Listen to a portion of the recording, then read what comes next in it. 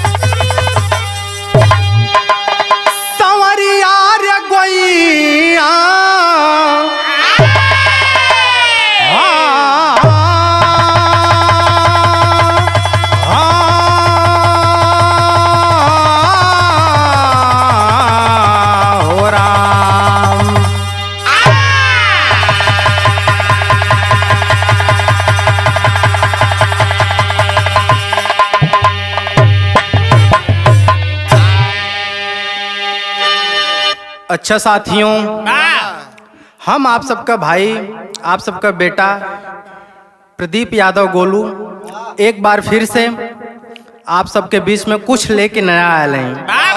हमके आशा ना बल्कि पूरा विश्वास है कि जैसे आप सब हमरे वो सब गाना के प्यार दुलार देनी जा, एहू गाना के प्यार दुलार मिली। और यह गाना हमारे ओपी भैया के देख रेख में हो रहा है। विराह में 4 लाइन भूमिका का भाव।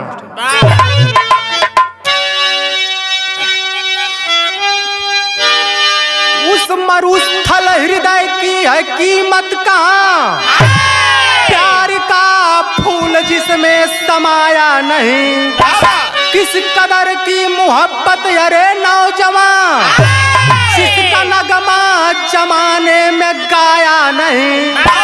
प्रांत कश्मीर में भोनू किसान था कि जिसकी बेटी थी म्यादी जवानी उभरे, नाम मोहन पड़ोसी रहा नौजवान, प्यार म्यादी से करता रहा वह सुधरे।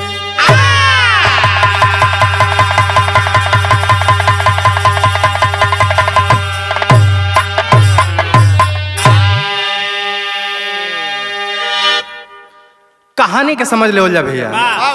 प्रांत कश्मीर में भोनू नाम का एक किसान रहना, उनकर बेटी मेहदी बहुत खूबसूरत, इतनी खूबसूरत रहनी कि उनकर खूबसूरती का जोड़ ना रहा। और यहीं से कहानी का हमरे शुरुआत हो गई। आगे भैल विराह में 1 लाइन गजल बोला मास्टर।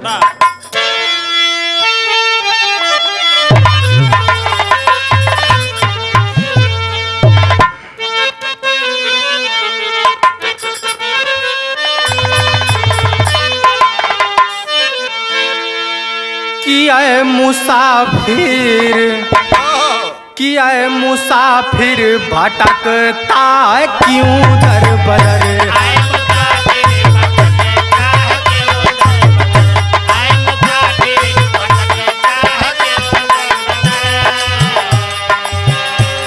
किया मुसाफिर भटकता क्यों दर बदर, दोनों आलम कर रहे पर मदीने में आए।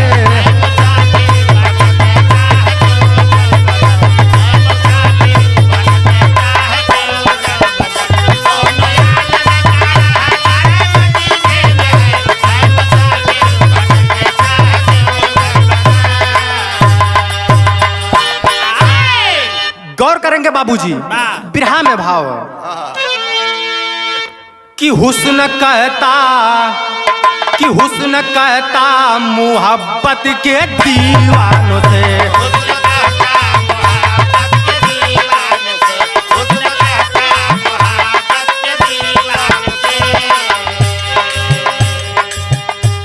कि हुस्न कहता मोहब्बत के दीवानों से, मेरी गलियों में आना कफन बांध के,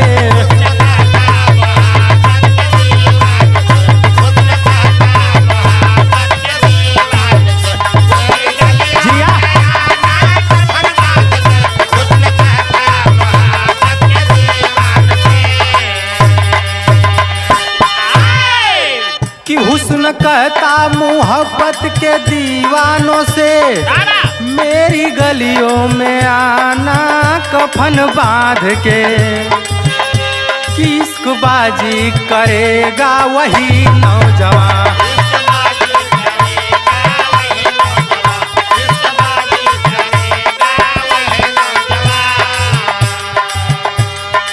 चौकीबाजी लगाएगा चौचान की।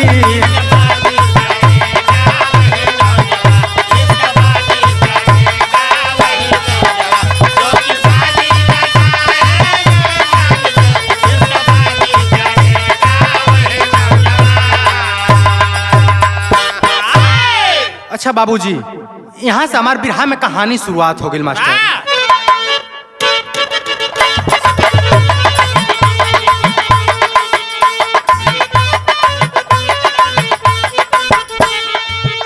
कि मोहन का मन बसा था कश्मीर के गली में।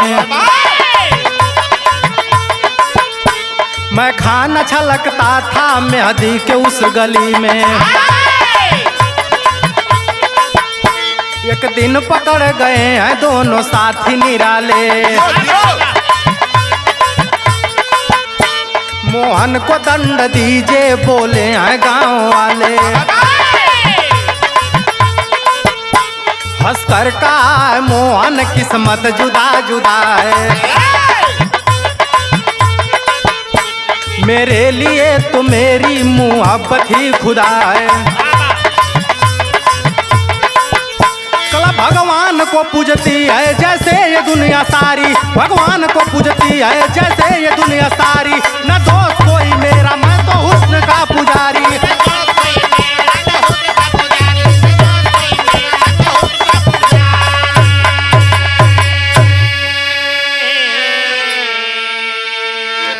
अच्छा भैया, कहानी के समझ लो जा बाबूजी।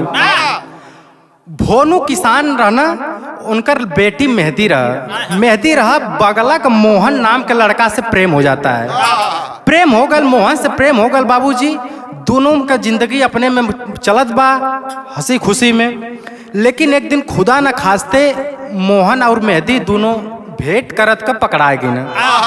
गांव वाले देख लेना, गांव वाले देख के कहीं ना का मोहन के पकड़ के मारा पीटा लगना। मेहदी के पकड़ के भी मार पीट के लोग घरे पहुंचा देना। कहना कि मोहन के दंड ऐसा दा काहे कि गांव में रह के गांव के संगे गलत काम करत हूँ। और गांव के बहन बेटी सबकर बहन बेटी है। ये गलत काम मोहन के लिए, मोहन के दंड दा। मोहन के एक कमरा में बंद करके बाबूजी बिहाने का ना तुम्हारे तकदीर का फैसला सुबह कल किया जाएगा। तले भैल का मेहदी के घरे में ले जाके लोग बंद कर देना। मेहदी सोचत है, रोवत है, सोचत है। का सोचत है मास्टर? यहाँ एक लाइन तर्ज लगा।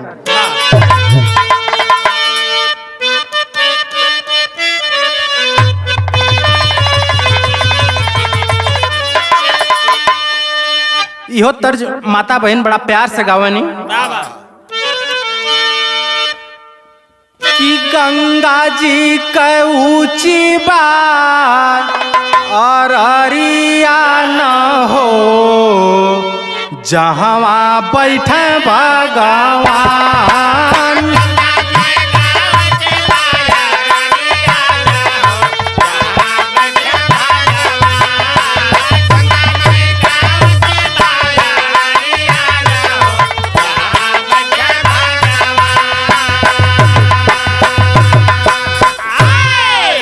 गौर करेंगे बाबूजी, बिरहा में भाव। मेहदी रोवत है घरे में बंद के लिए हुआ कमरा में, मोहन के वहां मार पीट के। मेहदी सोचत है का सोचत है कि घेरा लिया चांदा को बदरिया न हो, रोवे बिराई चकोर।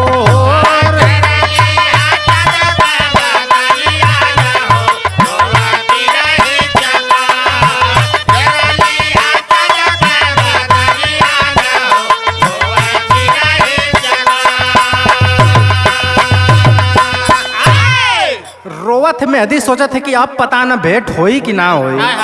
का सोचला कि अब यही में कल कब होई उना से दीदारिया ना हो, बाय में आदि के लोग।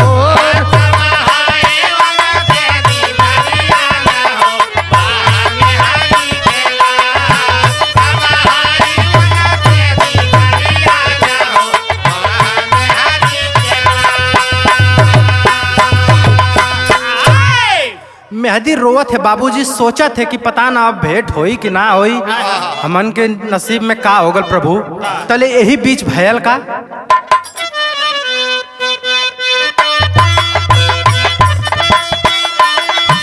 कि मेहदी का भाई मोहन को धमकाया,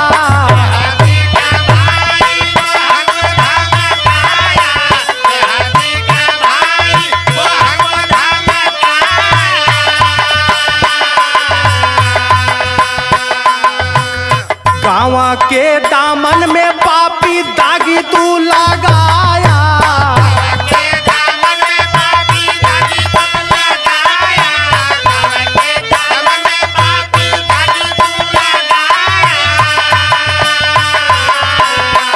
कलकारा दन पे चाली तालावारिया ना हो, अरे गरदन पे चाली तालावारिया ना हो, फूल जाई कुल जोर।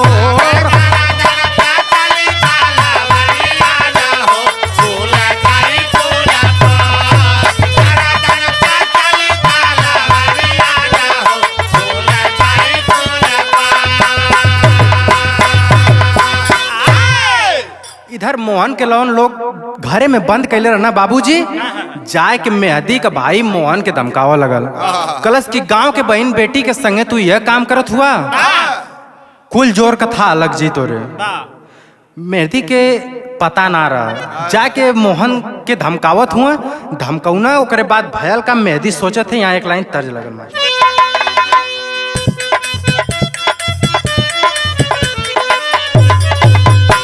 कि कवना मरदवा जाला सहरा बनारस रे मोरी लाल बंदे, कवना गुजरिया मांगे हार रे मोरी लाल बंदे।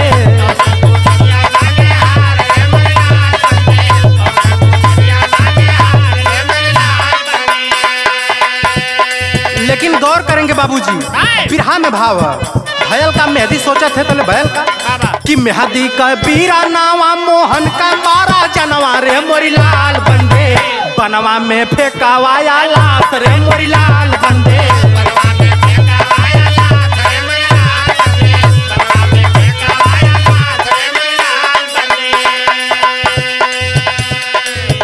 जाय के मोहन के मार दिल मेहदी का भाई, जाए के मोहन को हत्या करके जंगल में लाश के फेंकवा दिलस। पता चलल मेहदी के लौकत ना हुआ मोहन, कैलस का एक दिन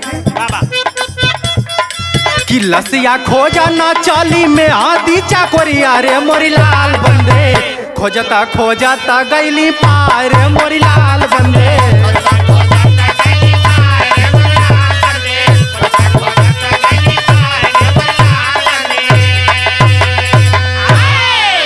एक दिन बाबूजी मोहन का पता ना चलल, मेहदी घरे से राती का खिड़की के रास्ते से निकल के जाए के जंगल में लगल खोजे, खोजा लगल जाते जाते भयल का यहाँ टेरी का भाव मास्टर,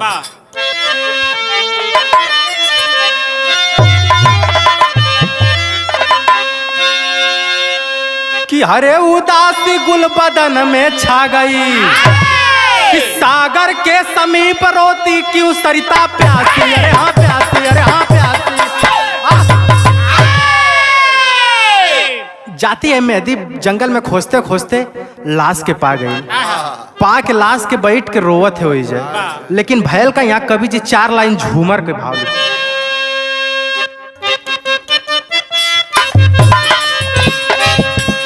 कि कली रोव जार जार खिला हुआ गुलना,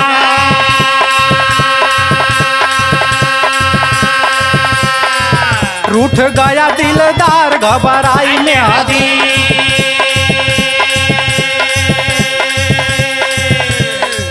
चटलसिया के थाम छवि रोवधार जा,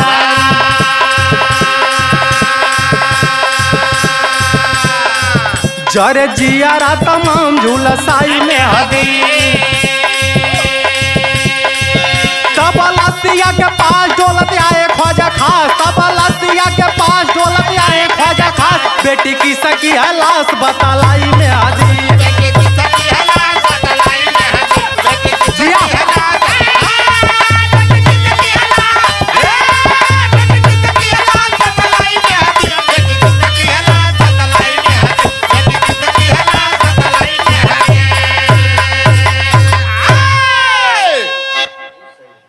लाश को पा जाती है मेहदी, पा के बैठ के वही रोवत रहा बाबूजी, बैठ के रोवत रहा। वह डरिया ध के एक थे ख्वाजा फकीर साहब आवत रहा ना, कहना कि बहनी बच्ची केकर लाश लेके रोवत हो तू, का लगा नहीं तो आर। मेहदी बतौला कि गुरुजी जवन ही कुछ हुआ हमार हुआ, और इनके सिवा हमार न दुनिया में के हुआ न हमारे सिवा इनकर दुनिया में के हुआ। तब मेहदी बताओ तो यहाँ एक लाइन तर्ज लगल मास्टर, फिल्म लैला मजनू को। बाबा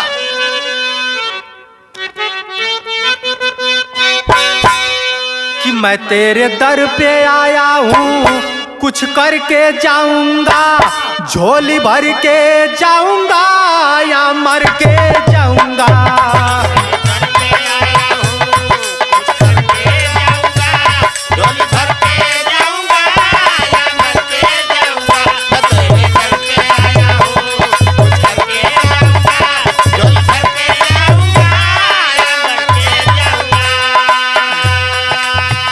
गौर करेंगे बाबूजी, बिरहा में भाव मेहदी रोवत है, आखी से आंस रुकत ना मेहदी से। ख्वाजा साहब पूछत हो तो बतावत है का काला कि मेरा दीवाना सोया है, किसी की होने आई हूँ, जीवन देने आई हूँ या लेने आई हूँ।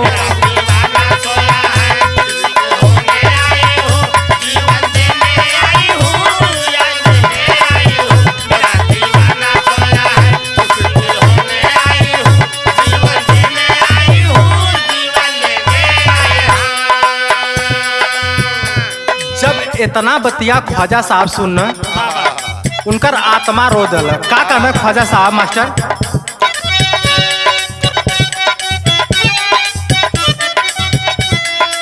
ख्वाजा तब बोले हैं तब मतलब खोले हैं।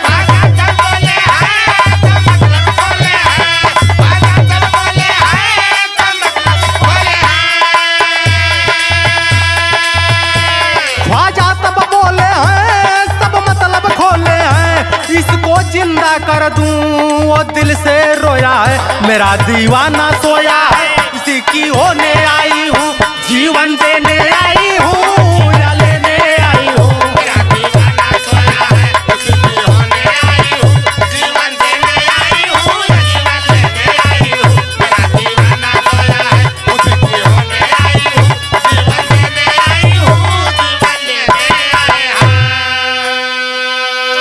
ख्वाजा साहब कहना कि बेटी तुम्हारा ये दर्द हमसे देखा नहीं जा रहा है, जब तुम यह बोल दी कि हमारे लिए भी यही है और इसके लिए भी हम ही हैं, और ये नहीं जाएगा तो फिर हम भी यहाँ से नहीं जाएंगे, हम भी अपना प्राण त्याग देंगे। तो बहनी अगर तुम्हारी इजाजत हो तो इनके हम जिला दे, हमार भी अच्छा यह कि अपने तंत्र मंत्र से इनके हम जीवित कर दी। तब मेहदी कला की ख्वाजा गुरुजी ऐसे बड़ा एहसान हमारे ऊपर कौनो ना हुई, अगर ऐसा हो जाता आप ट्रीटमेंट तुरंत शुरू करल जा। तो ख्वाजा साहब कहीं ना कहीं यहाँ एक लाइन तर्ज लगल मास्टर,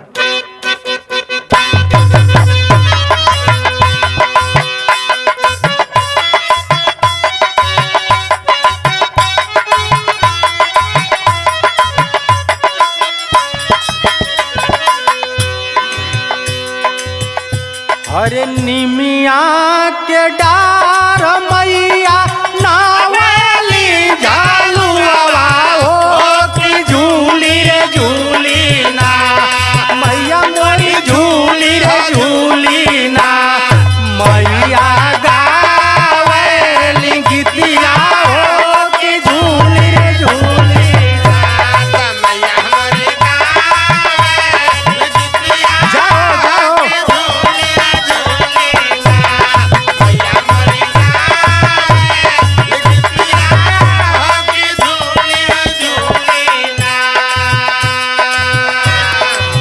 बाबूजी, बिरहा में भाव कि मोहन के शरीरिया ख्वाजा फेरल गदवरिया हो कि धीरे धीरे ना,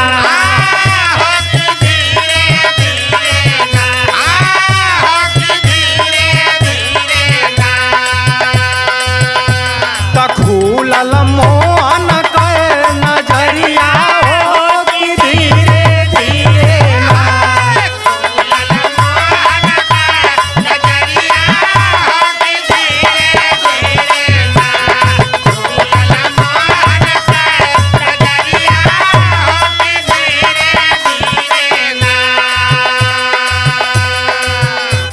मोहन के ख्वाजा साहब अपने तंत्र मंत्र से जीवित कर देना बाबूजी।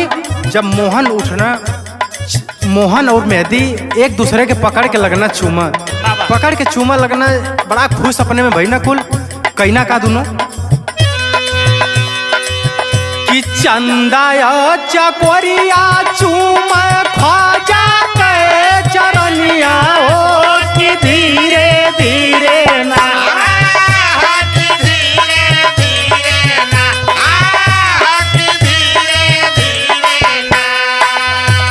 कि ख्वाजा बोले तो ने घरिया हो कि धीरे धीरे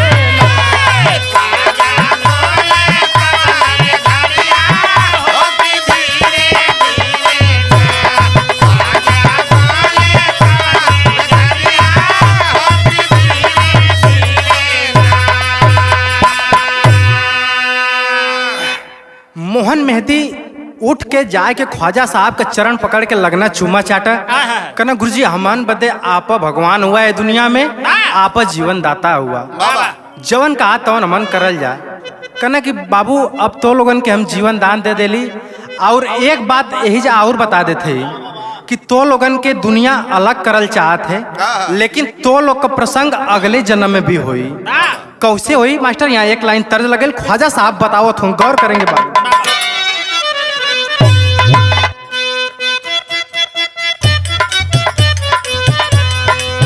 के कर पठवल आइले रे नौआ करत हेरावा रे नौआ,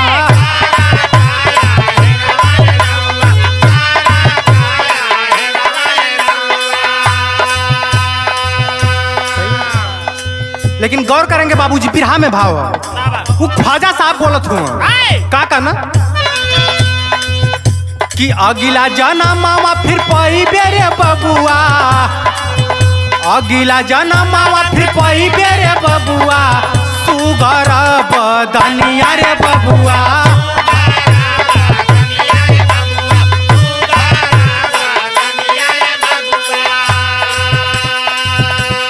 मेहदी से प्रेमावा रचाई बेरे बबुआ, मेहदी से प्रेमावा रचाई बेरे बबुआ, चढ़त जवनिया रे बबुआ,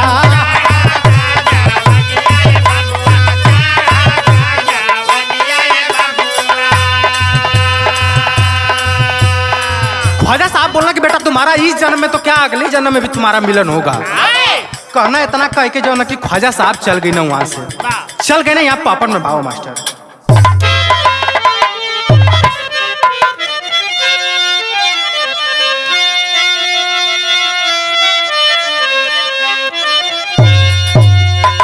अरे चमकी दोनों प्रेमी का कहानियां अब मोहब्बत के कि दुनिया सीखी द्वारा से चलनिया अब मोहब्बत के।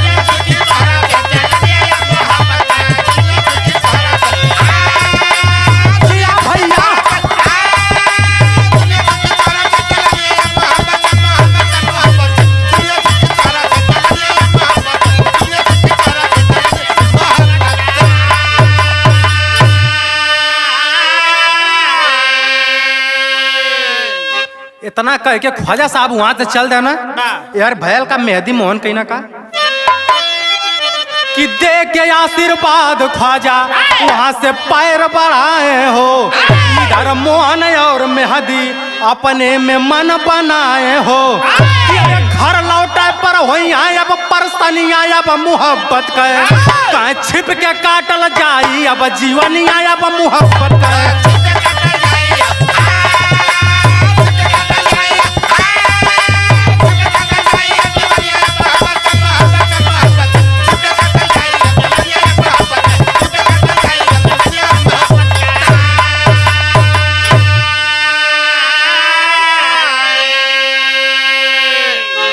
इतना कह के फकीर साहब वहां से चल देना ख्वाजा जी, और मोहन मेहदी अपने में मन बनूना कि अगर अमन घरे चल जाई तो फिर हुआ अमन के संगे हुई जो अमन के संगे एदा पारी भयल है, और ऐसे बढ़िया आके अमन कहे ना यही कहीं जंगल में रह के अपन जीवन यापन करल जाए, घरे न चल जाई।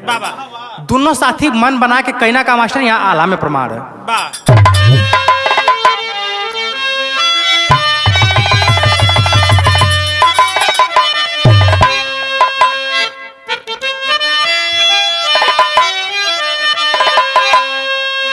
धन रे मुहब्बत का सारा दुनिया में भैया,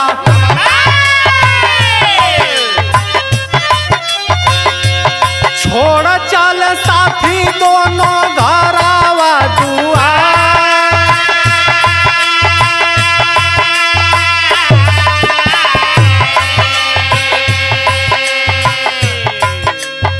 पहुँचे सिंधु नदी तीरे जब दोनों मन मितवा,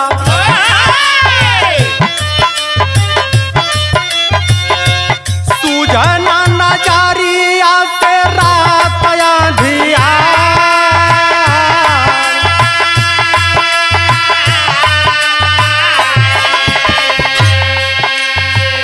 दोनों जानी मोहन मेहदी राती गई न नैया लगल किनारा पे बैठन, सुझल ना हुआ एक घटना घटल कहना का दोनों जानी हुआ कि चोरी चोरी नैया खोले चल दोनों मन मितवा।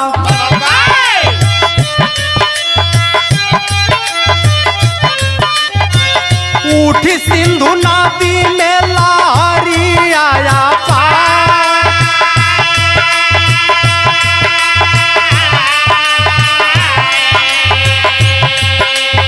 कि डगमग नेवरिया भैली धारावा में जाई भैया।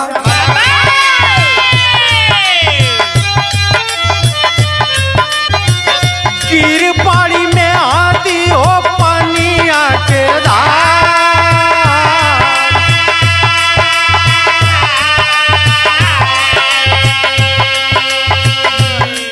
नैया जाती है बीच धार में डगमगाई और मेहदी गिर गई। बाबूजी गिर गई तो मोहन सोचत हूँ का सोचना कि मोहन सोचन जे करे बादे सब कुछ छोड़ली भैया। आज वो छोड़ जाला हमें बिसारा,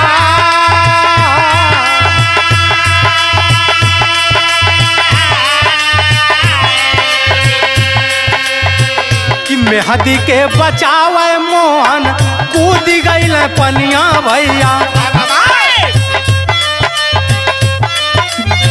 बोली तब में आती बचनी आती खा,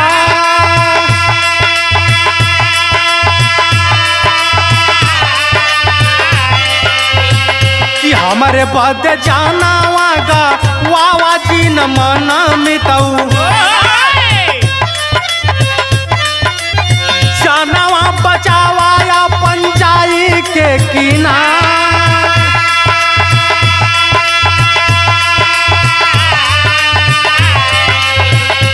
पूरा होई ख्वाजा कब चान दुनिया में रजऊ। फिर से हमारा होई अमान के प्यार,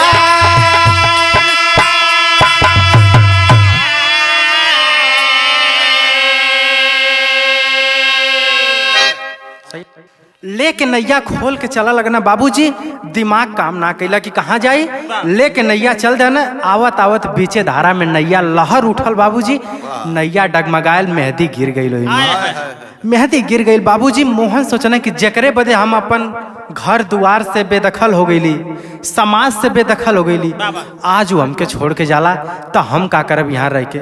मेहदी के बचाओ बदे बाबूजी मोहन भी कूद जाता है पानी में। कूद गई ना पानी में, मेहदी उम्मत से एक बात बोलल, कला कि हमार तो प्राण जाता सैया, तू अपन जाए के किनारे जान बचाला, तू मत हमारे संगे मरा। जब मोहन के मेहदी इतना कहने कि तू जाके किनारे अपन जान बचाला, हमके डूबा दा, तो मोहन सोचना कि जेकरे बदे कुल छोड़ली वह जब ना रही तो हम दुनिया में रह के का करब। दोनों जाने अपन प्राण वही में त्याग देना भैल का खड़ी में प्रमाण है।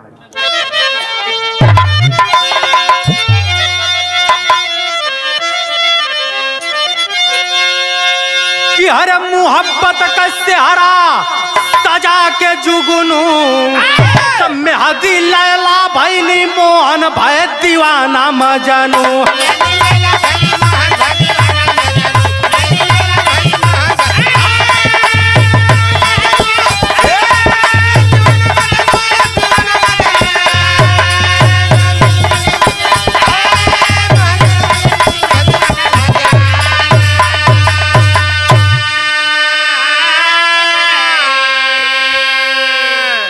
वह ए जन्म में लैला मजनू भैना, वो जन्म का मोहन मेहदी, ए जन्म का लैला मजनू भैल का कि ख्वाजा के दुआ का था दोनों पे चमत्कार हो कि दर्द पावा लैला मजनू पे परमार हो।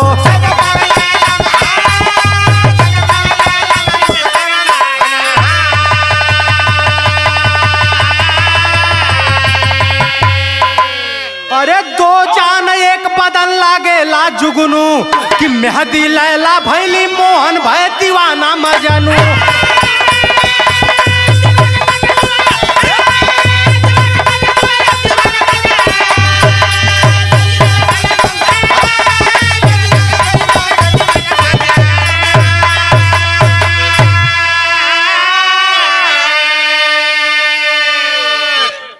दोनों जानी अपन प्राण त्याग देना बाबूजी, और ए जन्म में लैला मजनू होके अपन इतिहास बनाए।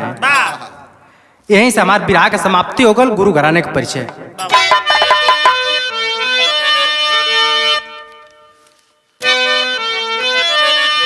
कि गुरु बिहारी गुरु गणेश गुरु रामलाल मोर बांका स्वर्ग चंद्रिका कभी बच्चन का विजय पताका कि अरे उदासी गुल बदन में छा गई कि गोलू भैया लाल जी बसे नगरिया काशी उदास